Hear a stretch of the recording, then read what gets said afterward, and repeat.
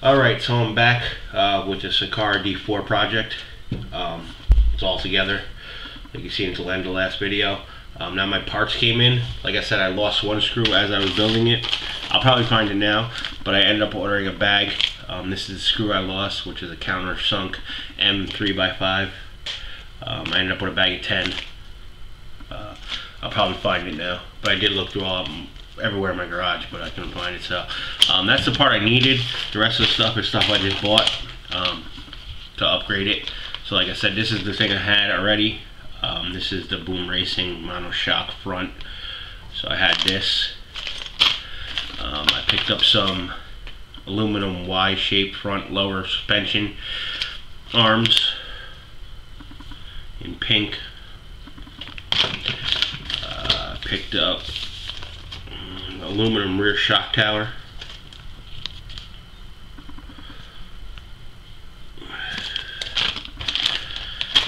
I picked up adjustable front steering assembly.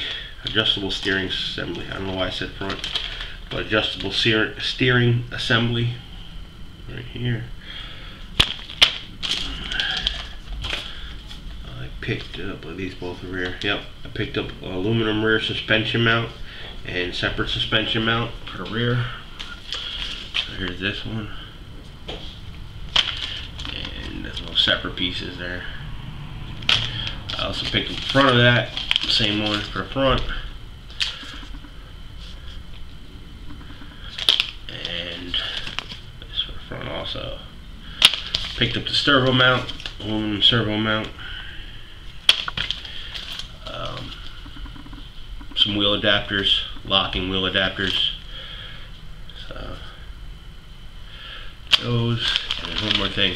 I ordered these, and after I looked at my order, I realized that these are for a D3. They were listed for a D3. They were listed in a D4 stuff, but I ordered them. They're aluminum rear hub with bearing. So I'm looking at them right now, and they look like the same exact thing is on here. Like the whole thing is exactly the same. They might be a little bit taller. Obviously I'm going to take them apart and look and see if they'll fit. If not, I'm not really out that much, but so that's what I got. I'll break the video down most likely into the rear and then the front. It's probably gonna be 2 videos because there's so much stuff that has to be done to the front, and I most likely have to these shocks, go back over these shocks. The back ones feel okay, the front ones don't. So I'm going to look into the shock. So the front's going to be a whole separate thing, but basically I'm going to start with the rear and go from there. So we're going to get started. I'm going to start on the rear. The only thing we got to do to the rear, we got the rear separate suspension mount. So in case I went by too fast before, and the rear suspension mount. So we have those two, and the shock tower. So that's basically all we have to do to the rear. That's all I got, and I'm gonna actually try the D3 hubs that I got. Let's see if they fit. So I'm gonna break it down.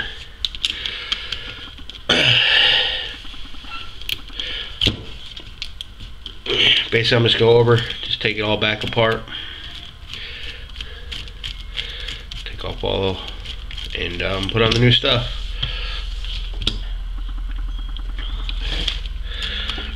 Real quick, get these wheels off.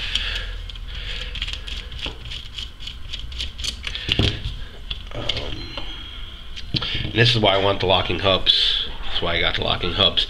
The hub came off right in the wheel. I'm gonna lose this pin. I don't want to lose that pin, so but that one didn't come off. So I'm probably gonna do the rear locking hubs too, just to get them done. So get that pin to come out. Come on. Oh, maybe I won't lose the pin because it's in there. Alright, so I'm gonna come back when it's all broken down. So I got it somewhat broken down, and what I'm doing is I was trying these hubs that go into D3 that I accidentally ordered. Everything seems to be pretty much identical. Obviously the top has a little bit more, is back a little bit more where the mounts are right there, which could be okay because you can adjust it a little bit. The height seems exactly the same also. The only problem I see is this. I don't know if you can even get that on camera. There's a lot of slop. If I had a couple shims or something, a couple little plastic washers or something in there, it'd probably work.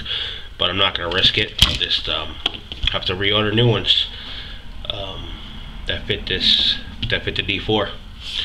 So be careful when you're ordering. If you go on a website, make sure you order something that's for D4. Like I said, it came up in the listing for D4 parts.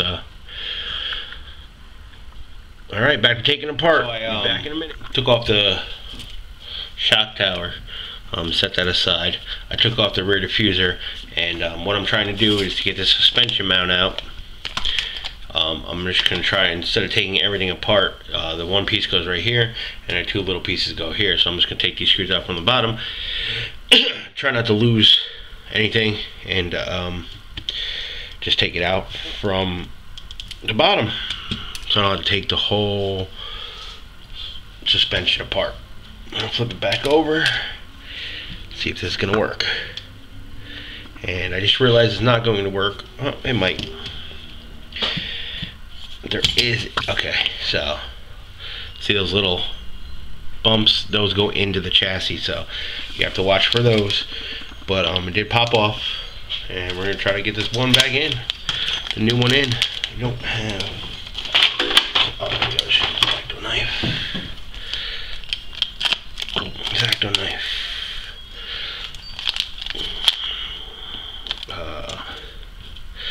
Just checking to see. Looks pretty close, so mount it up and see what happens here. See if I can get it mounted back up now. Try to get the holes lined up here. These little shims kind of a pain, but we're gonna try here. Get these lined up. It's definitely easier from the top when in the transmission. All that's not in there, but hopefully we can kind of get it together here.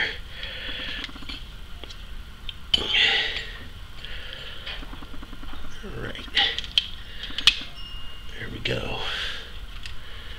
Go in.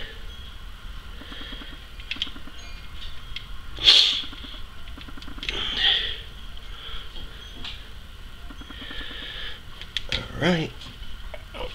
Alright. So I'm going to finish putting this in and go on to the next. So after trying to get this in here without removing the arms, it didn't really work. So I had to take off the front little separate suspension mount. And what I'll do is I'll do them a side at a time. I'll mount this, mount the one arm, and then a separate suspension mount, and then do the other side. It just wasn't working, and I didn't want to force it in. So once I get that done, I'll show you the finished product. Okay, so I got the three lower pieces on, lower suspension mounts on. It was definitely difficult without taking out the transmission. But I did manage to get them all on there and mounted up. So what I'm going to do is just, last thing I'm going to do for the back is the shock tower, the aluminum shock tower. I'm not going to bore you putting the shocks back on. I'll just put the shock tower on. Like I said, this is kind of a learning process for me with the drift car, with the whole build and everything. So what I figured out though is with the front, I'm just gonna basically break it back down. So when I go to start the front, everything on the front of the vehicle, I will basically strip it back down, like it's, take everything off, the center brace, all all the bumper, everything, basically strip it back down, and then rebuild it with the new parts. It's just gonna be the easiest way to do it, and try to, instead of trying to work around it. I have so many parts to put on the front that just trying to put 3 parts on the back was hard enough with them, with the transmission, motor plate, and everything, all that in there. So like I said, I'm just gonna get the shock tower on, and just realized I forgot to put the axle, the CVD drive back in the side here, so take that back off and do that. But so I think that's going to be it. I'm not going to bore you putting it back together, but there's the shock tower on. Just going to mount the shocks, and like I said, next time I'm just going to take the whole, basically this bar and all this off, and start the front. It'll be a lot easier to put everything on. So thanks for watching, thanks for following along. If you're following along, hopefully we can get this done and get it drifting.